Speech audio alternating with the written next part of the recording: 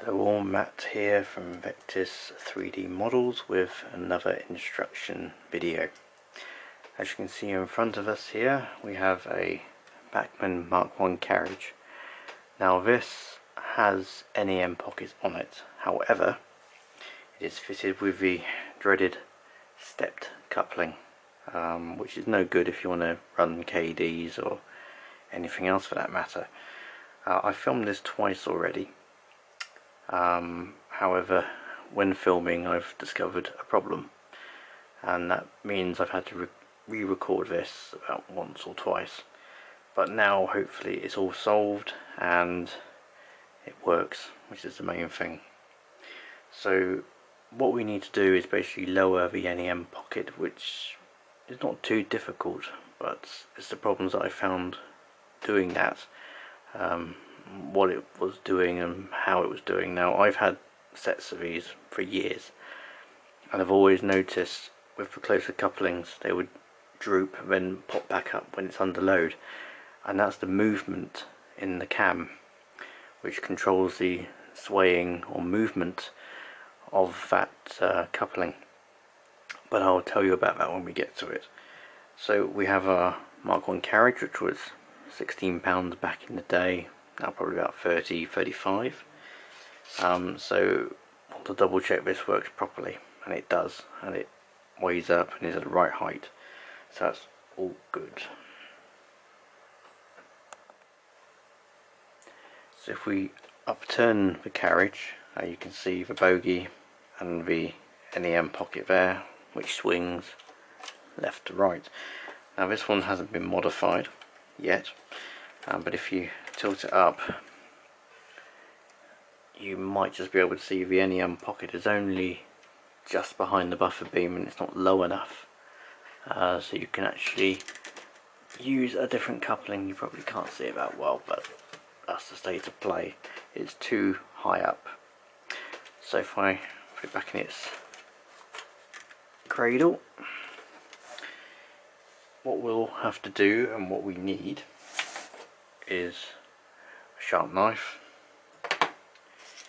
and also a file, needle file, and also a screwdriver to get the bogie off. So take the bogie off, just a Phillips screwdriver for that. Simply undo. That's all you need. Don't lose the screw like it's trying to do, or the spring.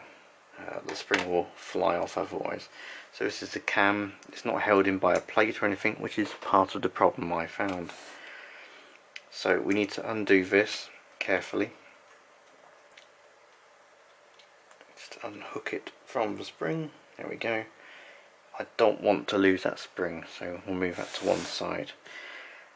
Now the problem I found with the cam is if I bring the carriage back in, it fits just like so. Now as I said, there's no plate over that, so what happens is it droops here, it drops down, raises up by about a millimetre and a half, which is a massive problem when you're trying to get the right height for a pocket. It doesn't really show itself because of the stepped coupling or anything like that, but they used to click across the points because they were sagging, pulling back up, drooping and hitting the points it was going through. So I had to sort that out as well. So we'll take this out, move that to one side. Now I've made some prototypes, so we'll go into that and show you now what to do.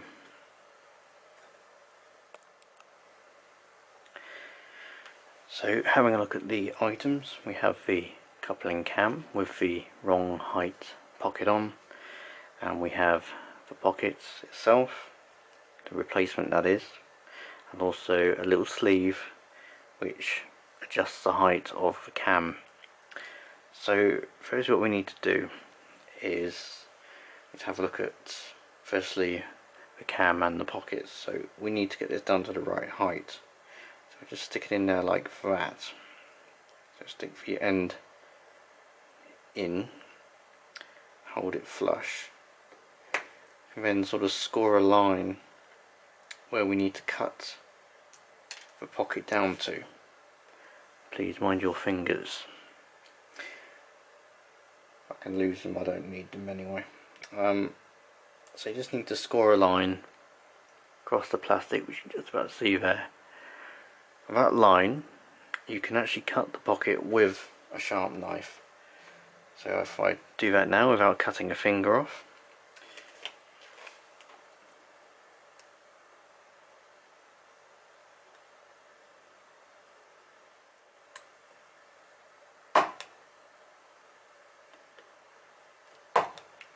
so that's removed, and no fingers lost. So that's now removed. You'll now need, can't get my words out today. Now need a file, needle file. You just need to level that off. That'll take a few minutes, so I'll do that quickly and come back to you. Okay, so you join me back. I've now cleaned up the channel and the sides, so now we can put the converter in. Now this has got a bit of an overlap, you can see at the top, so that needs to go to the back of the flat surface of the pocket. It will protrude forwards slightly. Make sure it's in the pocket nicely and squarely. Looks good to me. So that's all fine. Now you can do a dry run with this to see if it's the right height before you glue anything in. These pockets will be on a sprue, so as always just double check that your normal tension lock will fit, which this one does, and it's nice and secure. That's fine. So the next part is, because this bounces up and down by about 1 millimeter and a bit, you'll need this small sleeve. Now, there's a slight slot in one end, and that will go on the pin just here. So that will just slide on. You can glue it on if you wish. It's a nice tight fit, so you should look like that, with the pocket on as well. Okay, so with that done, just adjust that and the sleeve on, you can then slide it back into place. So moving the carriage in, reverse of what you already have done. So rehook, spring on, carefully put the pin underneath the floor, and that is nice and tight. See, on these as well, they seem to vary in thickness. This one's quite tight, but the other end isn't. So if it's a little bit tight, just get your file, just file underneath there slightly. It's overly tight. So I'm just going to do that and adjust it, and I'll try it again. Okay, after a little bit of filing, it's a little bit more free. You can see it is now rotating with too much effort. If I put the bogey on without the screw, you can see that moves fine. So it's just a little bit tight, and obviously on one end it's worn either a little bit more, or it's become a little bit more twisted or slightly more bent one way than the other. So it's a little bit looser on one end than the other. So I might have to revise a little bit of measuring there and give it a little bit more leeway if it's a bit too tight. So putting the screw back in, but as I say, always check before gluing anything into place. Big and tight. That still rotates and is good. So what I'll do now is I'll take it to my measuring bench and check it's all good and it's all level, and is at the right height. So let's go and have a look. So after checking the height, what I've done is I've basically disassembled it again. What I've done is with a fiberglass brush or cleaner or pen or whatever you want to call it, I've gone over the surfaces where I'll be gluing, so the top of the converter, or the bit which goes in the pocket channel, and the channel itself, just to take the shine off and to give it something to stick onto. The glue I'll be using is araldite, because we're gluing onto a injection molded surface and want a really good and strong bond. A little bit underneath I've just sort of glued on with a bit of super glue. It's just going to be moving backs and forwards, and there's not going to be any sort of tension or strain on it, so it should be okay.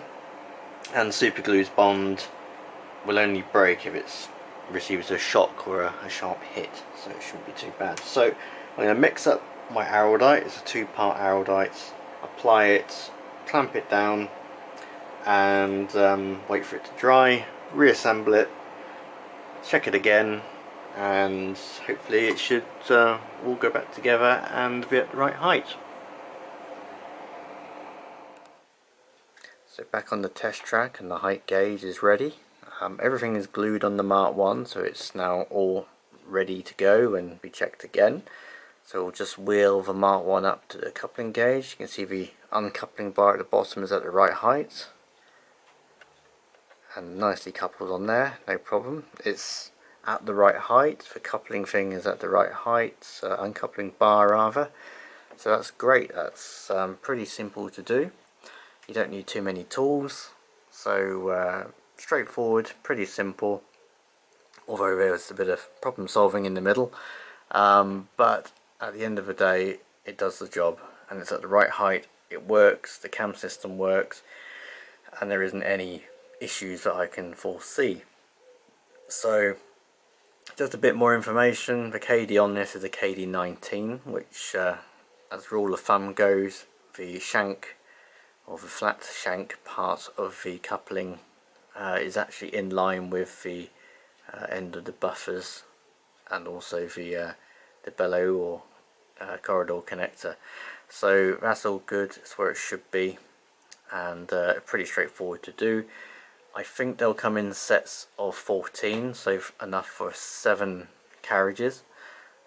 Price not quite sure yet, working that out, but it shouldn't be more or less around about £7 to £8 mark. So hopefully they'll do the job. Hope you find it useful, and hope you find this instruction video useful.